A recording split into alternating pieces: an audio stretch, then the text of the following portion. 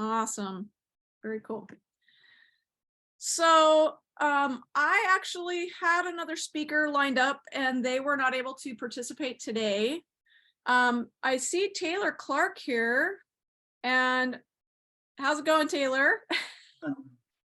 I'm wondering if you would prefer to go now or if you would prefer to go after I do a little spiel. Oh, I'm ready. I'm If good. if you're Yeah. ready, sometimes the nerves are better if you just jump in and do it. So Right. Can you hear me? Can you see me good? I don't know. I kind of look like I'm in the shade, but yep, we can hear you okay. and we can see you. If All you right, move good. a Well, little I'm closer, then we here. can hear you I'm better. here for you guys. Perfect.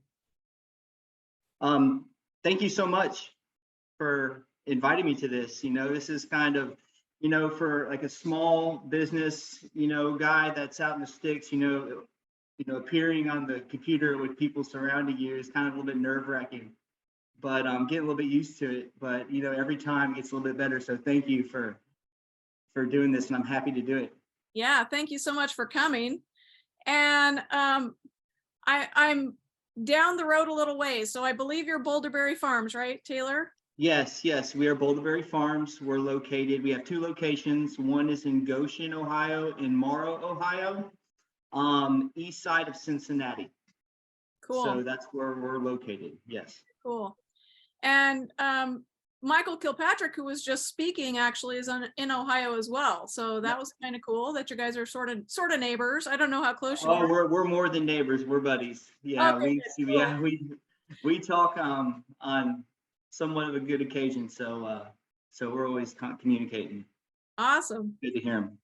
So Taylor, at the beginning of this session, what I'd like to ask you is how your farm was originally set up and how you got into it, whether it was set up ahead of time, whether you inherited it, or whether you bought it and added things to it, or just kind of how your setup looked in the first place. Right. Well, it was just grass fields, just hay. This is on a family farm that's got 145 acres. And we've always just had, the farmer down the road come and take hay on. And for the past 15 years, I've owned a custom landscape, hardscape design and installation business. And from college, that's what I've been doing for the past 15 years. And now I'm got two children and wonderful wife that supports me. And my mom and dad live out on the big farm. And we've got our little homestead down here where we've got some cooney pigs going on 10 acres. But the big farm is where, the principal planning of the what's going into Boulderberry Farms and the business. Cool. So how many acres do you have in berries right now? Right now we have about 2.5 in berries, Cool. in elderberries, and then we have another, I'd say 3/4 of an acre in Japanese haskips, which is also known as the honeyberry, and aronia berries, and all in that blue fruit category, medicinal fruits. Just putting out awesome nutrients. When you take them and you juice them and extract the good stuff from them. So it's kind of a niche that we've got into. But I started, back in college. I was a business management with a concentration in entrepreneurship major back in college, and basically what that entailed is my junior and senior year, I had to do a business plan for 2 semesters each year. For the first year, we started and did it with a group. In the second year, I did it solo, and and then when I started the landscape business, I actually did my third, business plan. And from all that, I guess like what my take from it all is that business plans are kind of overrated. And at least it was, for me, because I look back at, my original business plan for the landscape company, and I look at, my mission and all the marketable, the market things I wrote down, and like 4 pages of all this business research that I went into this, the landscaping. It wasn't but 4 or 5 years that things were so off that, and we're not even close to all the time and stuff and effort and I guess ideas on cash flows and what I was going to be doing and what kind of money I was going to be making. 5 years down the road, just totally none of it applied. And, and I was probably even further off than that and back in college when I put these business plans as far as it being accurate of how things were really going to go. And so for Boulderberry Farms, I did landscape 15 years, and a lot of my equipment and everything, all my skills could actually really translate well from the landscape business to installing a farm, basically. Yeah. And Yeah, you and I have that kind of common background because I started out in landscaping as well. I came from a completely citified lived in small towns and Los Angeles. I lived in all these places that it wasn't really conducive to farming. And I right, didn't know any farmers, and my family was moving all the time. So we really right, I didn't have any background in it. And right, I wanted to farm, but I figured the best way in was through landscaping, yeah, because then I could learn and make money, and then I could buy my property, right? right. Yeah. Right. And it's even making the jump from landscaping to farming, it's all uncharted territory. Like everything that I've looked into installing and growing on our property, it was new stuff for me. And even then I could jump into skid steer and move stuff around and do some trenching and everything like that, which was good. Just figuring everything out. And the reason why I went into this business in the first place is because, when back in the day when I started my landscape business, I was passionate about it. I was hustling. I was, going out, finding work, just doing whatever it takes to get the thing done. And you have to really have something that you're passionate about if you're going to really go out there and work and hustle, because, if you enjoy doing it, it's going to drive you. And, but if you're driven like that, it's always good to have like one or two people around you. And I wrote this word down because I don't I underlined it, to help you rationalize, because sometimes when you're so passion driven, you just want to go and get it all done. But thankful for me, I have a wife and a father that help me, just like, especially when it comes something to spending some big money. You know what I'm saying? So I've been able to make some good planning and, doing some good decisions because of the people I have around me. Oh, Um, good point. Excellent point. Taylor, so, I'm having a little bit of trouble hearing you. It seems okay. like it's better if you're a little bit closer and turning your face towards the door, I think, behind you. Okay. The door this way. So yeah, if you face that way that you were just facing, Okay. like your voice towards the computer, it Oh, might be over a little here. bit Okay. better Yeah. sound. Next to the speaker. Yeah. That makes sense. There we go. That's better. Okay. Well, I'm probably in a different light, Well, so we it's can just see not a little working out. better that way Okay. actually too. So All right. great. Thank you so much. No, that's an awesome point. I really appreciate you bringing that up. Yeah. And, most of our changes that we've made, I know that was like the big question. It's like, what kind of changes that we've made? And, I've done a lot of research, I've made all those cold calls to try to figure out exactly what we need to do and how to do it right. And most of the changes in our business have happened more like smaller logistical changes. Like, for example, what type of um, cutting head should we put on my steel brush cutter? To chop these elderberries down, whether it's a wood ones, I got the wrong one and changed that. And then, we did a permanent fencing around, or actually we did a temporary fencing around our elderberries our first year. And I wish I would have went ahead and installed a permanent fence around them from the very back, get go, because, it just protected me 1 year, and, we ended up taking it down, the next year. So I wish I would have, just stuff like that. Sure. But when you're in like new cutting edge businesses and a lot of farmers, everything's new. So pretty much everything is a change. Does Yeah. that make sense? Does that make sense? Yeah, absolutely. Mhm. And I think too, something that I brought up before was that each farmer and their family and each site is so unique that it's really difficult to even like I feel like we're good with sharing information, and it's good Right. to get as many ideas as you can, but you really have to try something on your property to see if it's actually going to work. Yep. They say every farm is its own animal. That's And, right. and That's right. I can sit here and tell you the changes I've made, like especially towards the fence or something like that. But on your farm, you may need to make the inverse change of what I just did to better suit you. Maybe you need to put, you should have put a temporary fence, until you figure something out, and then, go that way. Yeah. And even back to the landscaping, I had no idea how much, I started off doing like lawn grading with my skid steer and doing sod and installing lawns. And then I got into a little bit of maintenance, in maintaining landscapes. And 10 years down the road, I was, my business is just building big, gnarly boulderscapes and hardscapes in people's yards. And, that's where the niche went to. That's where, um, so I could have never planned for that back when I started it, and Yeah. it's the same with the elderberry business we have now. Right now, we're just selling fresh, frozen, and dehydrated berries. I don't know in 3 years whether I'm going to have a product from all the different medicinal fruits that we're making. I don't know if we're going to be freeze drying down all our fruits, crushing it into powder. I mean, the avenues that this business can go to, it's just you can't plan for it. And you just got to get it there and love it and hustle it and do your best, kind of wing it. I know that's kind of crazy bird, but winging it is a real thing in starting your own business. And you just got to really stay.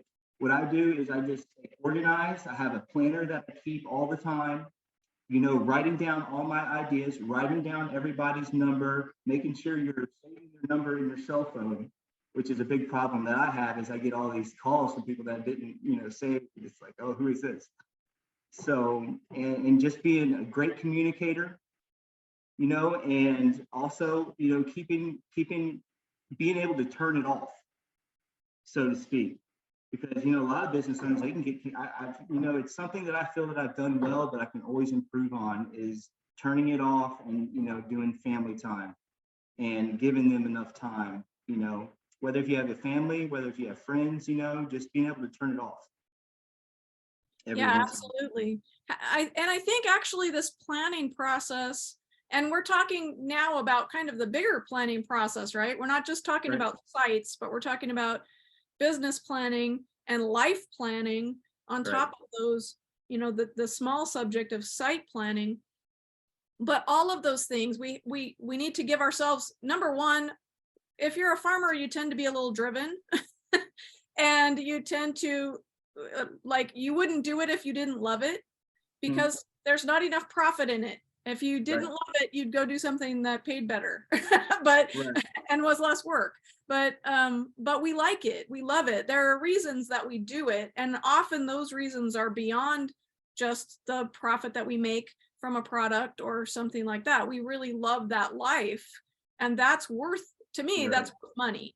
So so that's a big deal. But also, I love what you said about balance, that we really have to have some balance in our life. And the planning process, to me, is the way that we recover that time. Right. The way that we make space in our lives for the other parts of our life, and we don't get so focused on one piece of it that, or get so stressed out by one piece of it that it destroys everything else. And it's a bad thing to be motivated by money.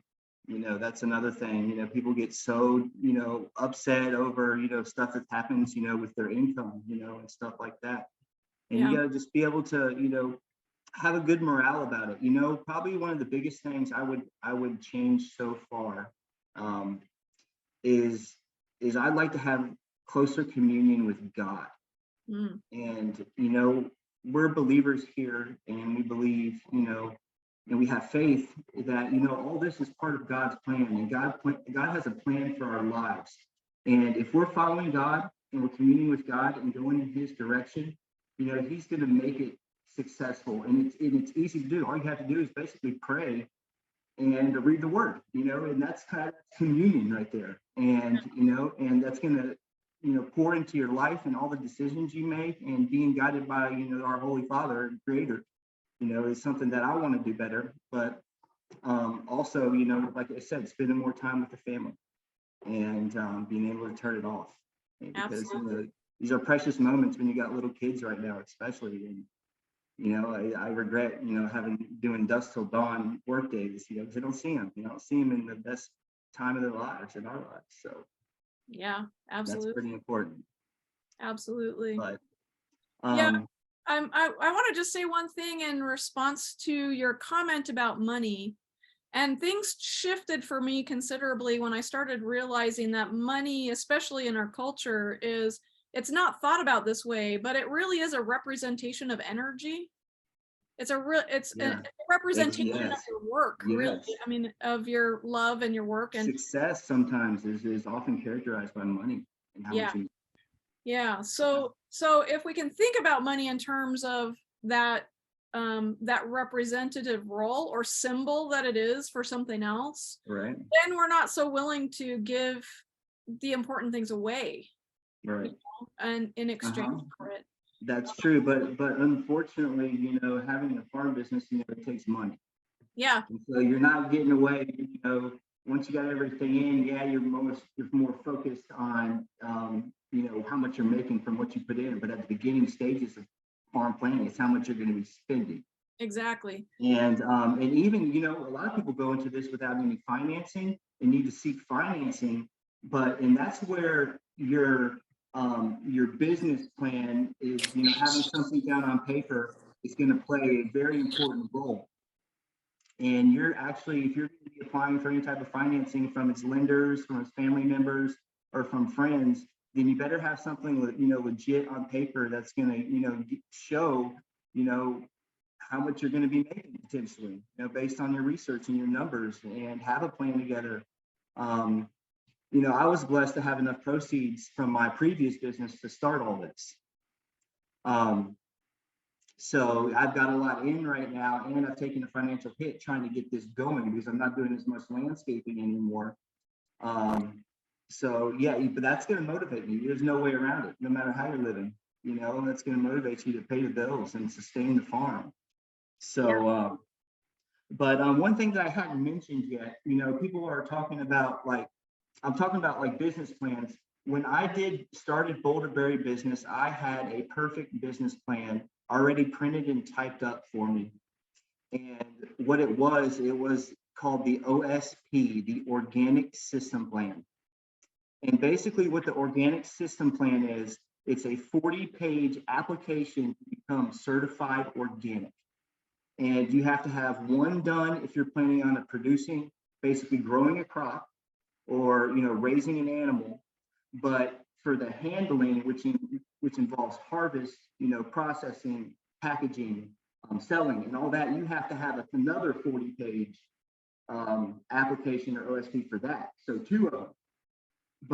And it scared me when I first figured out how to do this. I know I wanted to go organic, but it's like, here it is. This is what I got to fill out.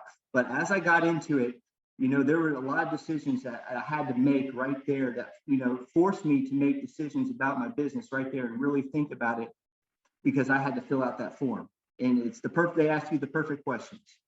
Our certification was done through the Ohio Ecological Food and Farm Association here in Ohio.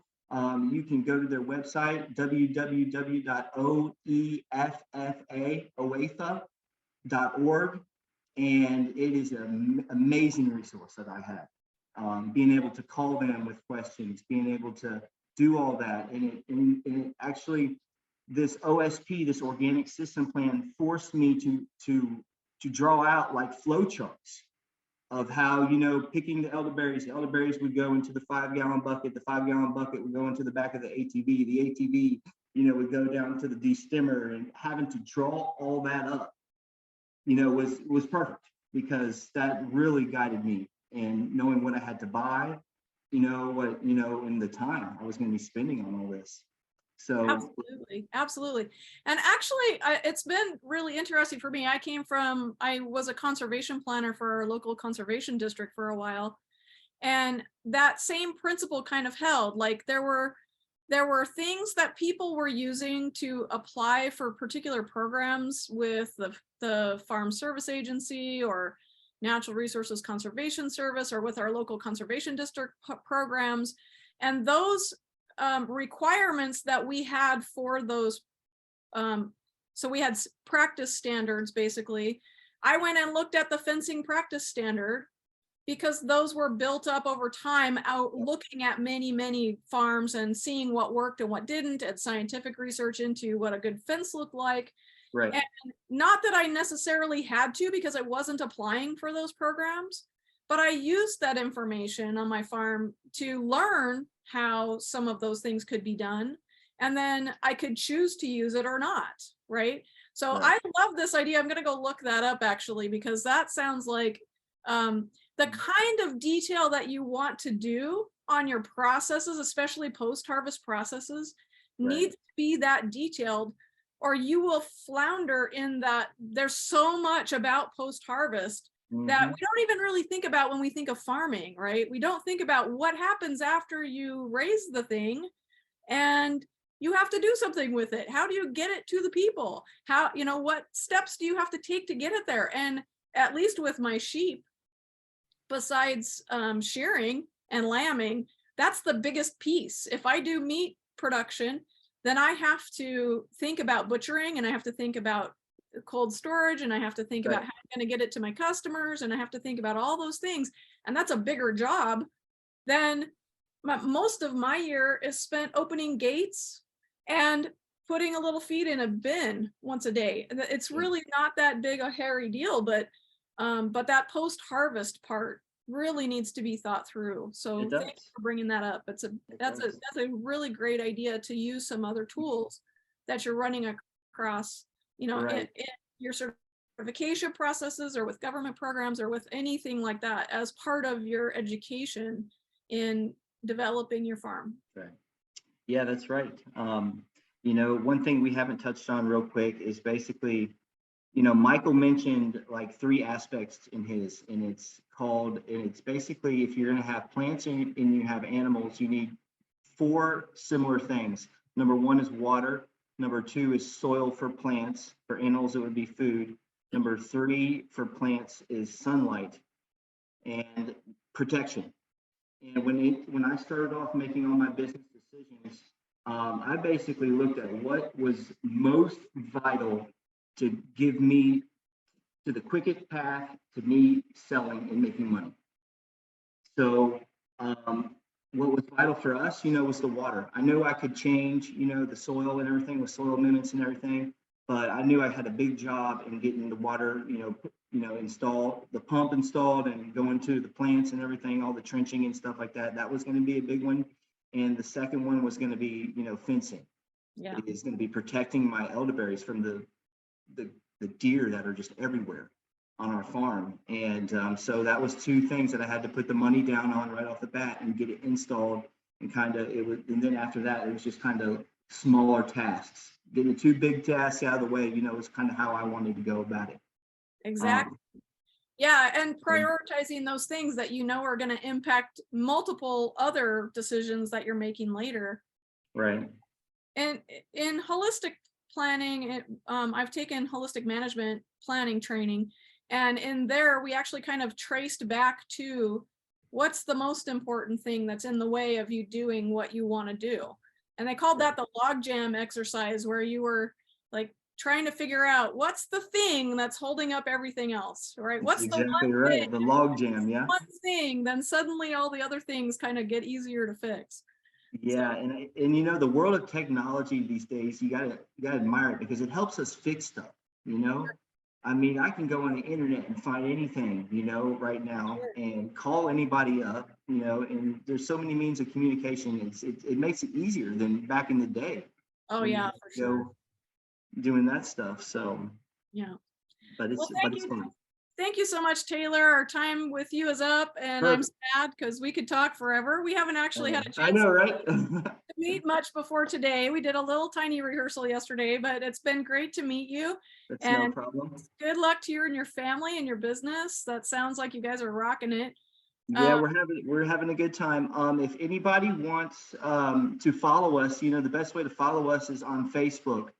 Just find us Boulder Berry Farms, and then we have www.boulderberry.com, and we have a ton going on, and we really appreciate all our supporters already. It's been awesome, just everybody. So, and we appreciate you, Terry.